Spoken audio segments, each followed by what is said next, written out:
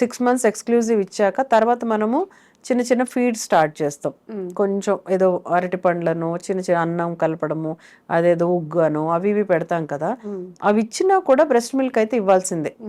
వాటిని పెడుతూనే ఇంకా పెరుగుదల ఇస్తూ 1 year to 1.5 years ఇవ్వచ్చు, తప్పేం లేదు. కొంతమంది అడిక్షన్ అయిపోతారు, కొంతమంది 5 ఏళ్లకు కూడా తల్లి దగ్గర తాగుతుంటారు వచ్చినా రాకపోయినా. అట్లా అంతా వద్దు, అది కరెక్ట్ కాదు.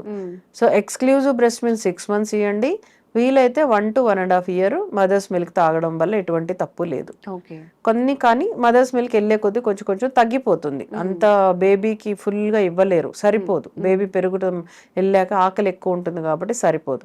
బట్ 6 months వరకు ఎక్స్క్లూజివ్ బ్రెస్ట్ మిల్క్, ఇవి ఏడ్చినప్పుడల్లా అంటే ఫీడ్ అండ్ డిమాండ్, ఏడ్చినప్పుడల్లా కూడా బ్రెస్ట్ మిల్క్ ఇవ్వచ్చు. ఆల్టర్నేట్ బ్రెస్ట్ ఇవ్వాలి, ఒకటే బ్రెస్ట్ ఫీడ్ చేయొద్దు అని కొన్ని ఉంటాయి సలహాలు.